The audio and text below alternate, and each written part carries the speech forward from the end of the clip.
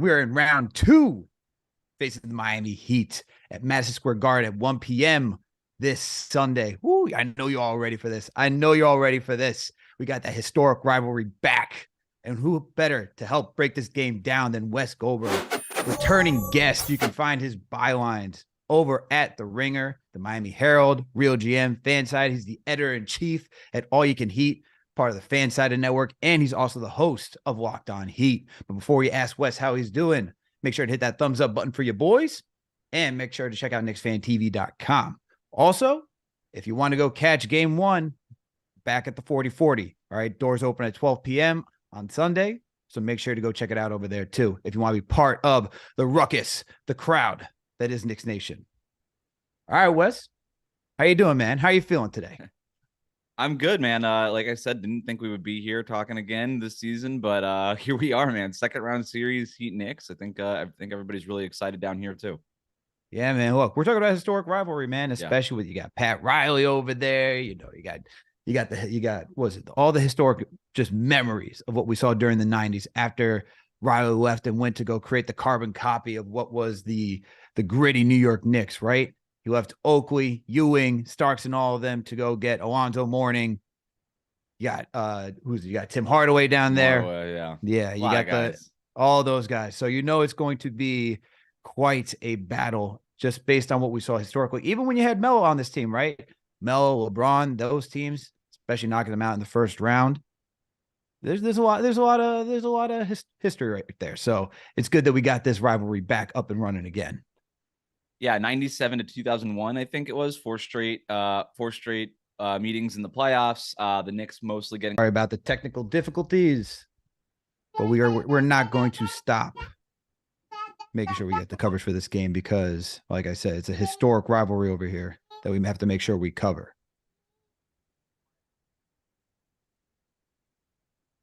All right, so Chad, if you can hear me, give me some thumbs up. Give me some thumbs up in the chat if we're back up and live. Give me some thumbs up.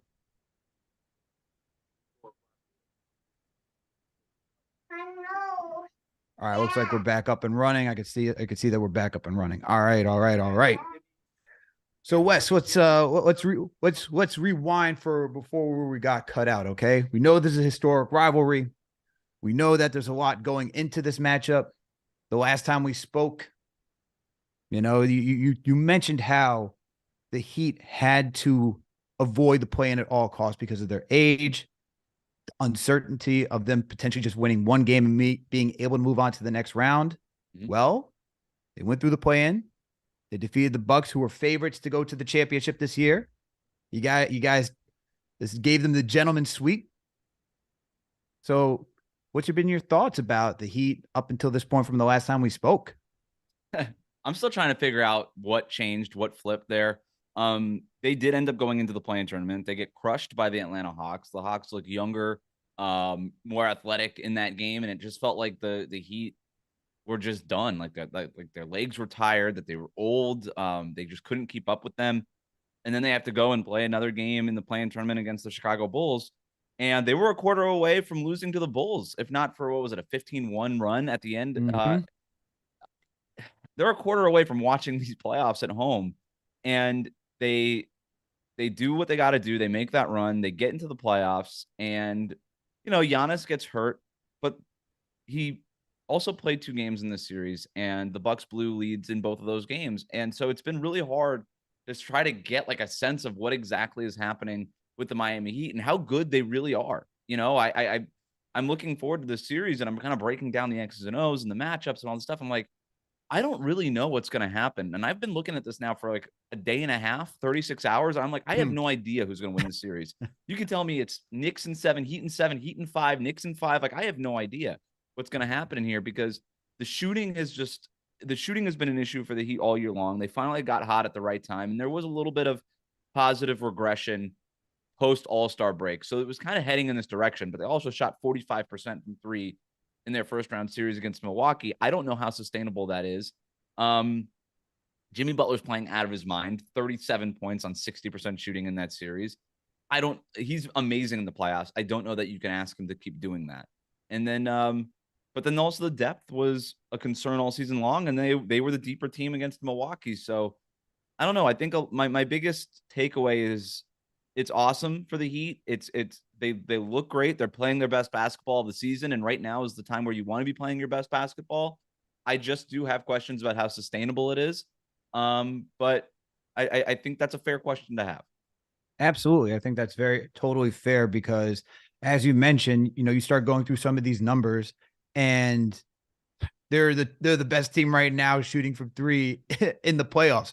45% on 34.2 attempts per game. That's crazy considering that during the regular season, they were ranked 27th, right?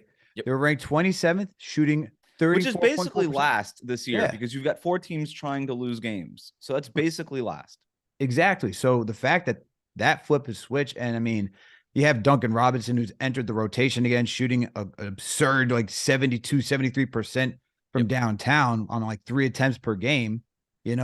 That helps considering Jimmy's been shooting well from three as well. And he's been the main factor. So let's get through some of these storylines because, and I want to know like 3 for the Heat. I got 3 for the Knicks. I'm worried about. I'm going to start off the one that you mentioned because I'm looking at this Heat's team shooting hot from 3-point range. Because if you're the Knicks, right, this is where it's kind of been your Achilles heels. Guarding the 3 has been pretty difficult on the season. Like you've had some success, you haven't had great success. I think they've been slightly better. I gotta go check the numbers again once Josh Hart's been here. But when you have Hart, Grimes quickly, and it seems like we're going to get Grimes back for game 1 because he went through practice today and he's feeling good. You look at how the 3-point percentage has just been an issue for this Knicks team, and you worry that they're not going to be able to stop a team that's shooting that's so hot right now. And for me, if they have to guard the 3, that's kind of been, like I said, their Achilles heels. Like, I don't know if the Knicks are going to be able to stop that because if you got Duncan Robinson, you got Jimmy Butler, and everybody else just being able to shoot from downtown, I'm concerned for the Knicks, especially when you look at this past series that the Cavs shot so poorly from 3. They were ranked 12th amongst the season where they shot, was it 36.7% from downtown? They shot 32.7%, 11th in the playoffs. So, numbers wise, like rankings, is not too far apart, but percentage wise, it's a drop, and it played to the Knicks' favor. So the Heat being able to shoot from 3 is definitely something that I'm concerned about. Yeah, and you look at the coverage that the Knicks run defensively, and you compare that to what the Bucks do, and it's similar. It's not the same. Both teams are going to drop off their bigs. The Knicks will kind of press a little bit more. Like the Bucks are going to just have Brook Lopez hang out right by the rim, and that's a huge opening. And you look at the way that the Heat generate their 3-pointers, and it's not really like drive and kick the way that maybe like Ja Morant gets guys involved or LeBron James gets guys involved. We've got one singular guy, Luka Doncic, like driving into the paint and then kicking out to a shooter who's just sort of hanging out by the 3-point arc. It's a lot of dribble handoffs. It's a lot of sort of side to side actions to kind of get those guys loose. And against a drop coverage, that's kind of the better way to generate threes because you're involving those other big men into screens. You're not allowing the other team's defenders to kind of zone up against you. And so I think that the Heat are going to try to exploit that. But I also think that Tom Thibodeau is a way better defensive coach than Mike Budenholzer is. And if he has to adjust that, I think he will.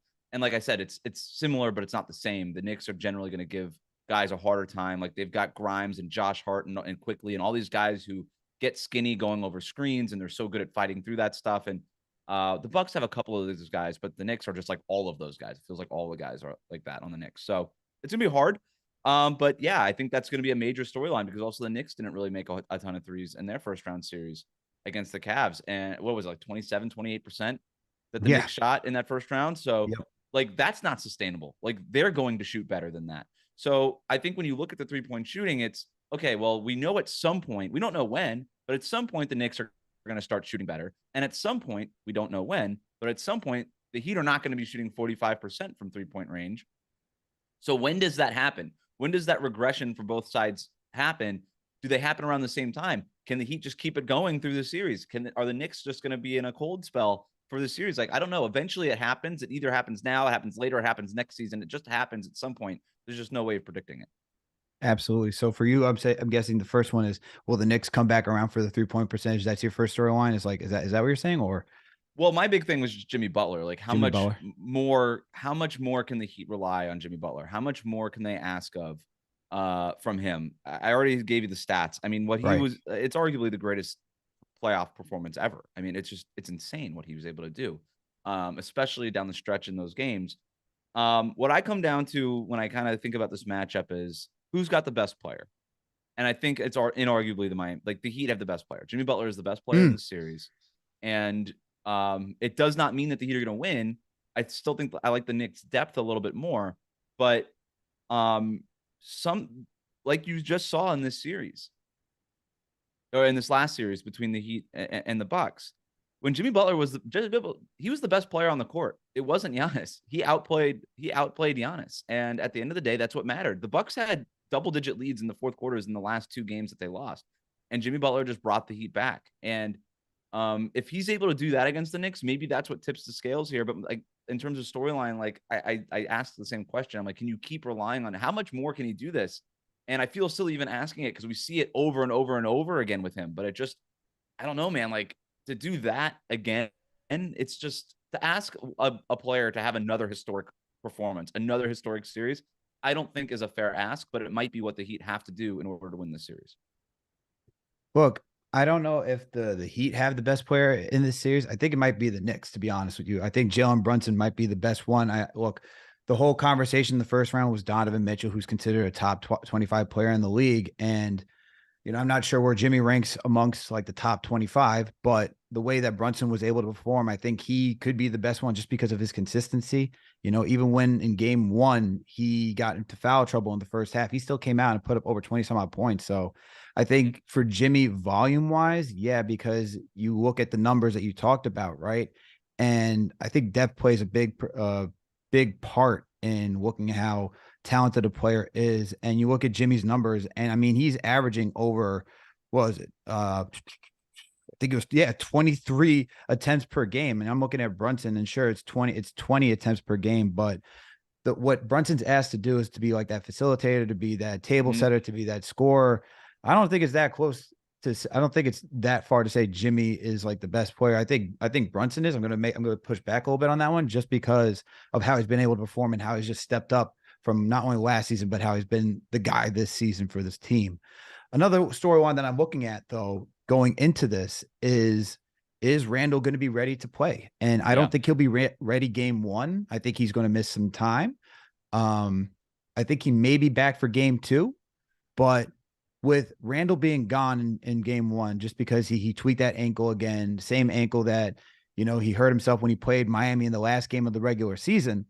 I'm looking at Obi Toppin then because Obi's going to get the start. He's going to play a good amount of minutes. And I think Obi's been one of the more consistent guys, not saying he's been like the high volume guy that as someone like Brunson and just, a major difference maker like Brunson can be. But I think consistently when you ask him to play his role, he's been that consistent throughout the entire first round. And I'm looking for him to take another jump up just because of the responsibility, right?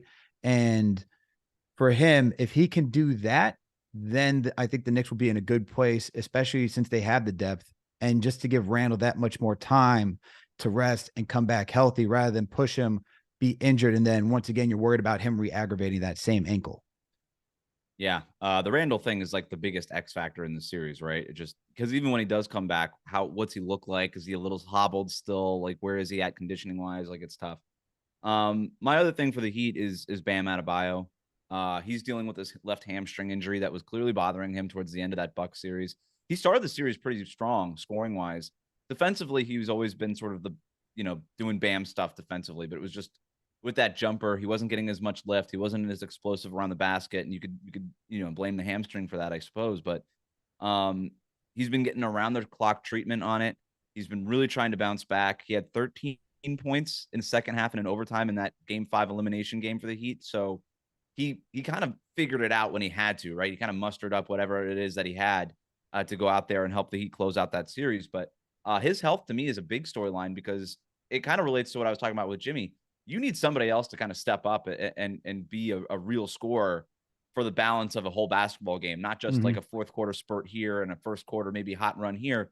And Bam Adebayo is going to be that guy. You look at some of the Knicks' strengths, whether it's Mitchell Robinson, Isaiah Hartenstein, whether or not Julius Randle, like they got size all across the board. Obi Toppin coming off. They got so much size, and you need your big guys then to kind of answer that, right? To kind of raise their game. And if Bam is able to kind of get into that free throw line jumper that he loves and kind of draw Mitchell Robinson and Hartenstein out a little bit more, kind of create that backdoor cut opportunity for the Heat that they'd like to get to, drop off passes to Strus and Caleb Martin, and get those easy buckets. That's going to be huge. And it all starts with Bam. And then just him also kind of facilitating in that two-man game with Jimmy Butler. He just needs to be more of a factor offensively than I thought he was, and more consistently in this series than he was in that Milwaukee series. Do you think Bam is tired from what we've seen throughout the regular season? Because it seemed like he started off the regular season like with a pep in his step, with like an extra bounce. And then as the season wore on, because he's your 5, and there's been some discussion whether he should be playing the 4, maybe get someone who's like a traditional center to put playing the 5. Do you think he's kind of slowing down a little bit as the season's worn on? Yeah, I think that's definitely a factor. It's a good observation by you, because basically right around the All-Star break, it kind of felt like he hit a wall. And we were even talking locally, like, wow, this All-Star break is going to be really important for him. And then he kind of came out of that All-Star break and he didn't look that much better. So I think he's just exhausted. He's asked to do so much on both ends of the court, more than I think the average fan realizes. What he does defensively is insane. And that's kind of what makes the Kevin Love addition so interesting. And that was kind of another like kind of X factor for me. Because he was good in that Milwaukee series, and his size is going to be really important, and his rebounding is going to be really important in the series if we can kind of uncork like an old school vintage Kevin Love kind of game. But having him in the lineup has allowed, like, for example, he guarded Brook Lopez in the last series, right? Bam Adebayo was the one guarding Brook Lopez before the Heat acquired Kevin Love. So asking Bam to do a little bit less. He had to guard Giannis in that series when he was available, so that wasn't like a great, like, different assignment. But when Giannis wasn't in there, it was Bobby Portis, and it's just a little bit easier than guarding like a true 7-footer like Brook Lopez. Easier on his body, I should say. And you could say the same thing in this series, like easier on the body to guard somebody like Obi Toppin or even Julius Randle versus somebody like Mitchell Robinson or Hartenstein if those minutes get lined up when he comes in. So and then you give Kevin Love those assignments, and he's a bigger body. He kind of is, you don't really want him guarding on the perimeter where Bam can obviously do that. So the Kevin Love thing has helped, and that's why that was sort of my last thing here was the Kevin Love in terms of what he can provide. He got elevated back to the starting lineup midway through that Bucks series, and then the Heat went off from there and obviously eliminated the Bucks. So he's been helpful. And once again, we're talking to Wes Goldberg. He's got the bylines over at The Ringer, the Miami Herald, Real GM, Fanside. He's the editor-in-chief at All You Can Heat, part of the Fanside Network, and he's also the host of Locked On Heat. Now, Wes, my last storyline that I'm paying attention to, mentioned the X's and O's. These two guys, the seasoned grizzled vets on the sidelines, who's going to be coaching these two teams. I'm looking at the Tom Thibodeau, Erik Spoelstra matchup over here. You know, last matchup between Tibbs and JB Bickerstaff, Tibbs ran circles around him, like, and you just saw the experience for him being a head coach versus Bickerstaff, who has, you know, Tibbs is was top, like one of the most 11th winningest coaches with over 500 games in the NBA, and so you just saw that experience there. But going against someone like Erik Spoelstra, who's coached Dwayne Wade, who's coached Chris Bosh, LeBron James, has taken Jimmy Butler and this Heat's team to conference finals, Eastern Conference Finals, who's taken them to a NBA Finals, right, in the bubble. Yep. And he has just that much more. He just has that much experience. I don't know about that much more, but definitely so much experience that it's going to be a challenge. Yeah, you know? It feels like both of these guys have been in the NBA for like their entire lives. Like, Absolutely. I don't remember an NBA without Spo or Tibbs in it. Yeah. While we were in diapers, these guys have been doing their work. Yeah, exactly. So I'm looking at this matchup, and for me, it comes back to Tibbs making the adjustments. I know the next game adjustments is going to be Tibbs' strong suit, but it's always down to halfway through mid-game adjustments that we're talking about. And this is going to be the chess match that is of all chess matches. What say you about this storyline right here? It's a great call out. It's a big one, right? Because like I agree with you. Tibbs outcoached JB Bickerstaff, and I thought Bickerstaff did a good job in the regular season, but I don't know. Like, Tibbs was the one with all the answers, and maybe it comes down to that experience that you were talking about, having gone through so many different playoff series and knowing when to push the certain buttons, when to pull what levers, when to make adjustments, and when to kind of just stick to your guns. And in the same respect, Spo outcoached Mike Budenholzer. I mean, there's been a lot written and said about Bud's coaching job in that series, in particular in that last game 5. But Mhm. Spo has to get a lot of credit too. I mean, he ran circles around Bud, and he pulled out all the stops. He was pushing all the right buttons offensively. And I don't need to dive too deep into the specifics of that, but yeah, now you've got two much more evenly matched coaches going head to head here between Spo and Thibs. It's going to be fascinating. You talk to Thibs about Spo, reverent, just like loves Erik Spoelstra, nothing but complimentary. You talked to Spo about Thibodeau, like he talked about this afternoon at his press conference. Nothing but high praise for Thibodeau. There's a ton of respect between these two guys, and they've coached against each other in the playoffs. Spo was actually talking about that this afternoon. He's like, those Bulls defenses that Thibs was in charge of were some of the best defenses in NBA history. And so there's a lot of respect between these two coaches. It's going to be fascinating. They've both done awesome jobs with their respective teams as the season and the postseason have gone on. It's going to be great. Pretty sure they both met in an Eastern Conference Finals before with the Bulls and the Miami Heat. So, it'll be interesting this time around. And look, for Thibs, the one thing that I love seeing in the first round is the adjustments that he's made with like the trust in all of his players. Look, you can go to game 4 and see how he closed with Obi Toppin, just giving Obi that type of confidence in game 5 to allow him to get those 12 points that were so necessary once Randle went down again. Just the mixing and matching of lineups in game 1 and game 2 on rotations that we've never seen before. Okay, so I'm looking for some of that again in this series from Thibs. What are you looking for Spoelstra to do? I just want to see it's some of the more like kind of nuanced stuff. Like, how do they kind of get into their offense? I think one of the biggest differences going back to like Jalen Brunson and Jimmy Butler is Jalen Brunson kind of creates a lot of stuff for himself off the dribble, where Jimmy Butler is going to do some stuff off ball and then kind of get the ball, whether they kind of post him up or whatever, he's cutting and things like that. But both Brunson and Butler are going to be really physical, and they're going to dictate kind of the terms of the way that the defense engages with them. But you kind of know what you're getting from Jalen Brunson on a night-to-night. You mentioned consistency. It's a good word. You know what you're going to get from Jimmy Butler on a night-to-night basis. But how do you kind of get the other guys involved? And for me, like, that's kind of what I'm looking at with Erik Spoelstra, is not just knowing, okay, am I going to go, which shooter am I going to go with? Is it a Max Strus night or a Duncan Robinson night? But like the other stuff too is, how can I continue to get Kyle Lowry, involved? It's not going to be like old school Toronto Raptors Lowry, but how can we get him 12 to 15 points a game in this series? Like, where are the soft spots in the Knicks coverages that we can kind of unlock Kyle Lowry? Like, where can we find opportunities for him? Where can we find opportunities for Gabe Vincent and these other guys who are talented, but they're not like the most talented guys, and they just need a little bit of help from the head coach to get them put in the right spots to take advantage of whatever strengths that they do have, depending on the player that you're talking about. So that to me is just sort of the little subtle things that I'm watching from Spo is, all right, it's the second quarter, Jimmy Butler's out. Like, how are we going to go about scoring points against the Knicks tonight? Like, that's in these next like 3 or 4 minutes. That's the kind of stuff that I'm looking at.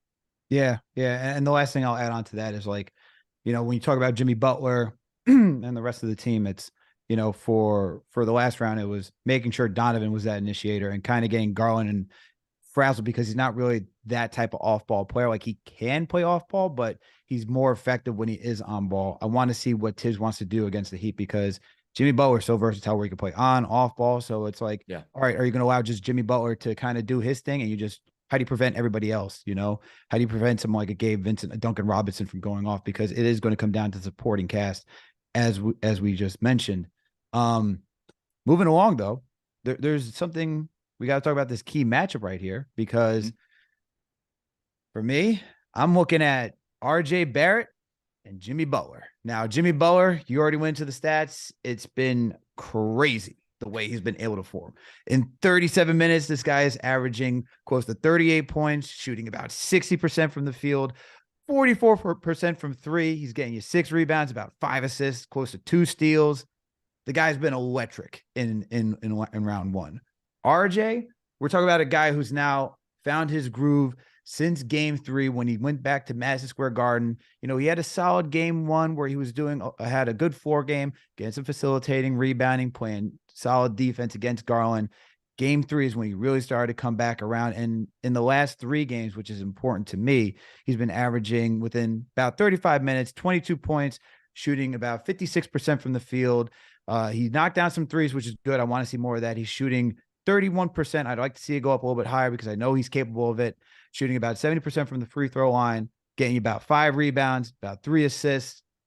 close to 1 steal with 2 turnovers. And this is the guy who's really turned around, especially with Julius Randle trying to find his groove again, right? Like while Randle was healthy, he wasn't really playing up to his standards. Now he goes down, and now I'm looking back to RJ Barrett again to continue this streak. And I think he will. I think he finally found he's unlocked that confidence, that rhythm, that discipline that we want to see from him. So I'm confident that he will be able to perform against the Miami Heat. And as you mentioned when we last talked, just seems like RJ just knows when to rise to the occasion against the Miami Heat. So what do you think about this matchup? And are there any other matchups that you're looking for?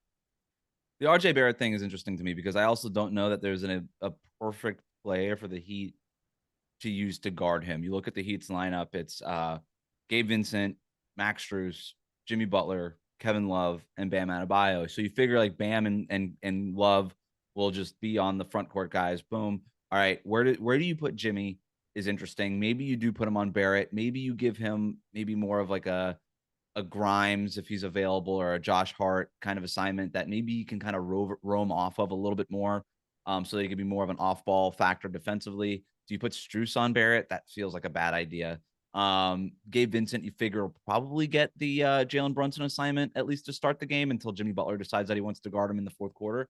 So it like Barrett, there is an opening for him if it's not Jimmy Butler, and if it is Jimmy Butler that's guarding him, then Barrett has some responsibility early in that game to make Jimmy Butler work, right? And maybe try to tire Jimmy Butler out. So it is a matchup that I'm watching. The other side of that is who on the Knicks guards Jimmy Butler, and how do they do? Again, we'll say you're saying it sounds like Grimes is going to be available for game 1. He got the assignment most of the time in the regular season. Josh Hart, when he was on the court and Jimmy Butler was on the court, he was the one mostly getting the Jimmy Butler assignment. They've actually done a pretty good job. I actually had the stats here for the podcast that we were doing yesterday, but Grimes has held when Jimmy Butler had Grimes as his primary defender, he shot 7 of 16 overall, which is okay, but not great. And then when Josh Hart was his primary defender, he went 4 of 10 overall, which is okay, but not great. And it's not good enough. It's not even close to what he just did against the Milwaukee Bucks. So we saw what Jimmy Butler did against Jrue Holiday, who's arguably the best perimeter defender in the NBA. But we'll also see what happens with Grimes and Hart because they've had success to some degree against Jimmy Butler in the regular season. So, and if you look at Jimmy's stats in the regular season, they're not really up to snuff when they're playing the Knicks. So he's going to have to be better, and he's going to have to find ways to kind of take advantage of those mismatches, or those matchups, I should say. It'll be a tough challenge for Grimes and Josh Hart because I think they're more than capable of doing it. But as we've seen time and time again, playoff Jimmy is just a different beast. I don't know where he goes. It's like he goes into the hyperbolic time chamber, like he's a Dragon Ball Z character, and just comes out like he's Vegeta, just like all charged up, goes Super Saiyan, and it's like just ready to play. I don't know where that comes from, but it's going to be a challenge for both Grimes and Josh Hart. And I think they'll be up to the task, as we saw in like the first series, how they just defended Donovan Mitchell. But as to your point, like those are guys who you just point out with those numbers, like it's a good job. Like it's not great. It's a good job. It's a solid, okay job, like defending against Jimmy. And I think if you can get that type of production, because as we saw what Jimmy did in round 1, I think the Knicks are going to be in an okay position personally, just because of the depth, right? And if you can hold Jimmy to be normal during the playoffs, I think the Knicks, with their depth, will be able to overcome the Miami Heat and what Jimmy is capable of doing. So yeah, but another matchup. I mean, we discussed it earlier. I mean, it's Bam Adebayo and Mitchell Robinson. Like, Mitch is just coming off a monstrous performance, like one of the best performances I've ever seen in his career, and it was during the playoffs, his first time in the series. And I want to see that battle right there, and see, can Mitch tire out Bam, because his physicality is on another level. And when you have him and Isaiah Hartenstein, who also stepped up his game, it's tough when you have 2 centers that you could just rotate in and out, and they give you different looks, right? Mitch is a true rim protector. His athleticism, his ability to guard the perimeter and switch on pick and roll is just outstanding. And then when you have Hartenstein, especially offensively, when he can be that guy to find cutters going baseline and be that offensive engine in that, or facilitator, I say, not engine, but offensive facilitator, I think it's good. And it's going to be difficult because for someone like players, like to change midway through to how you guard somebody, it's difficult. So I'm looking at that matchup as well. It's going to be a big one. And you mentioned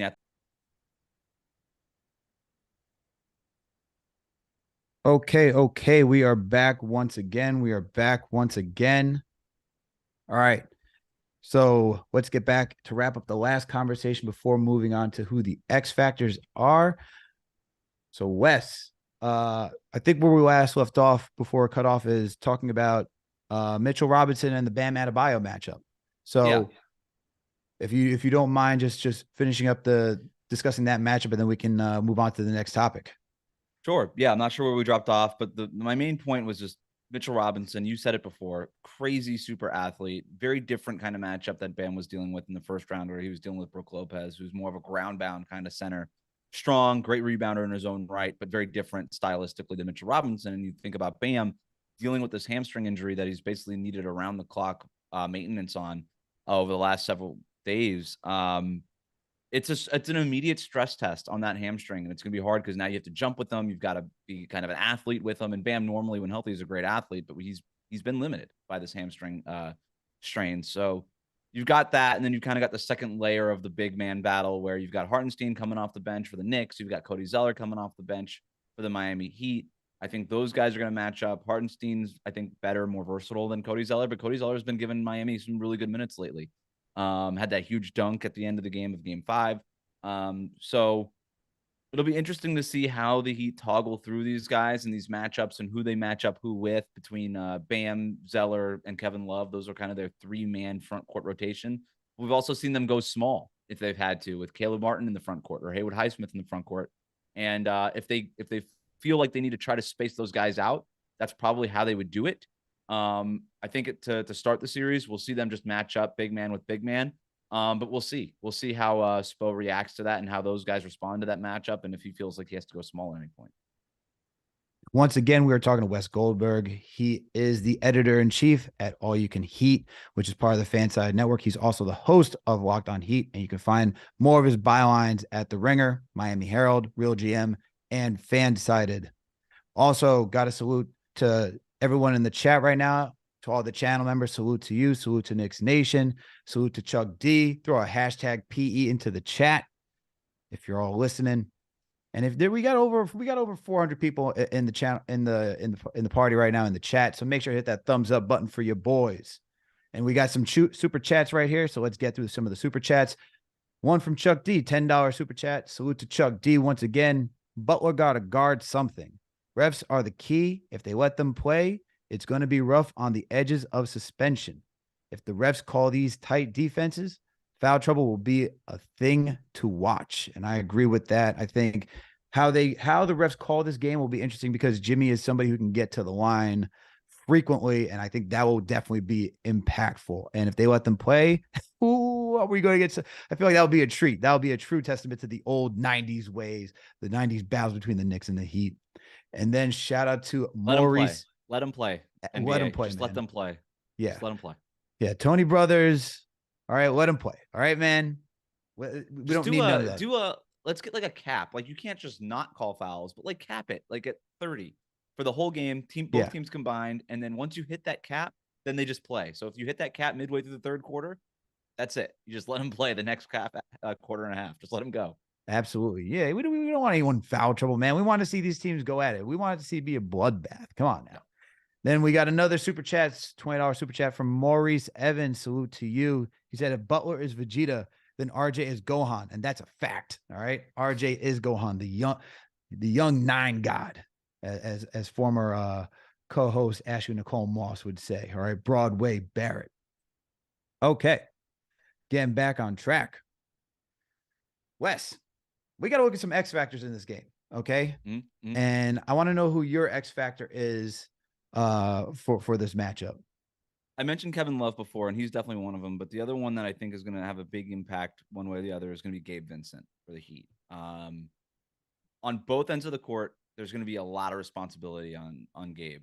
Defensively, I think we're going to see him pick up Jalen Brunson early in the game. So we already talked about the challenge of guarding Jalen Brunson. It's not easy, right? There's a lot. This series is going to set a new record for pump fakes between Jalen Brunson and Jimmy Butler. I mean, it's a lot of pivots. It's a lot of shoulder and head fakes. It's a lot of pump fakes between those two guys, and it's hard to guard.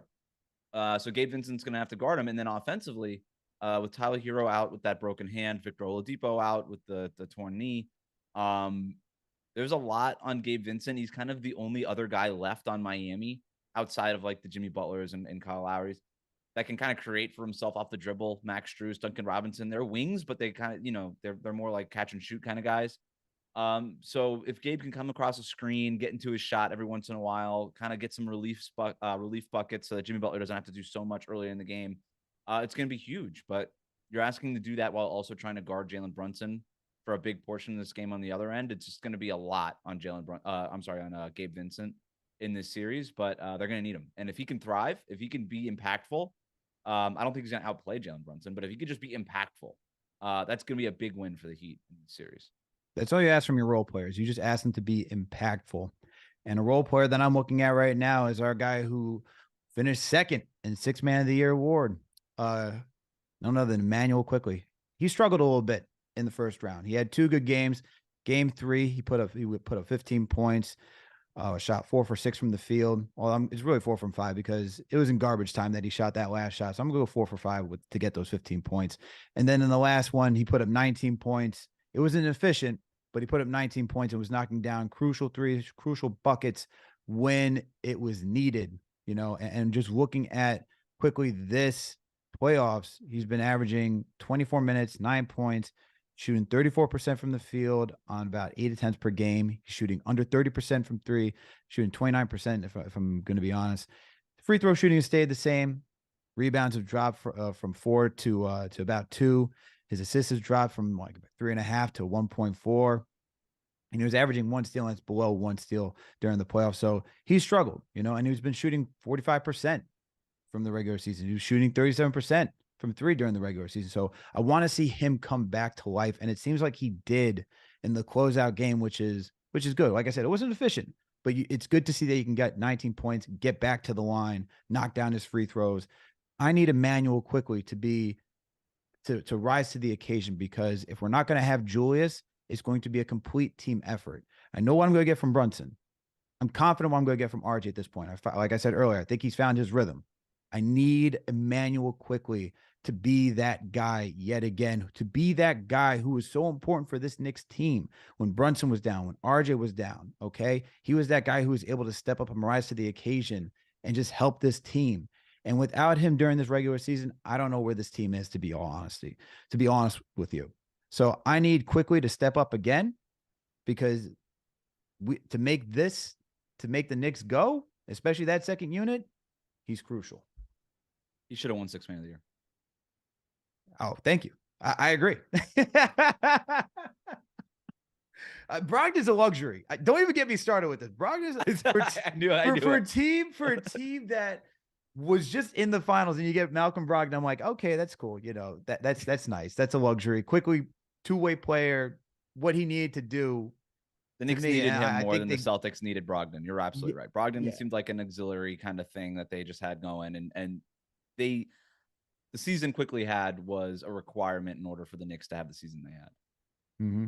For sure. Absolutely. I'm glad that I'm getting more people on the show that see what we see around here. Thank you, Wes. Thank you.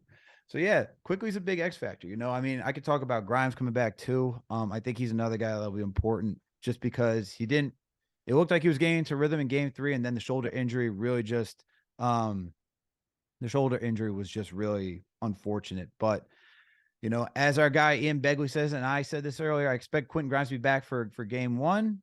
According to our guy Ian Begley of SNY, he said Quentin Grimes says he expects to play game 1 at this point. So if there's no unforeseen setbacks, you can expect Grimes to be back in the lineup on Sunday. Yep. So what I like hearing that. I think he should go back into the starting rotation, just because I like Josh Hart coming off the bench. But we'll see what happens there. Josh Hart has been very good in the starting rotation too.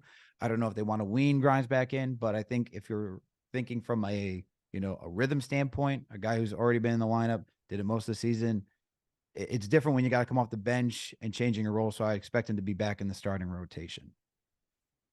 Yeah, he probably gets that Jimmy Butler assignment.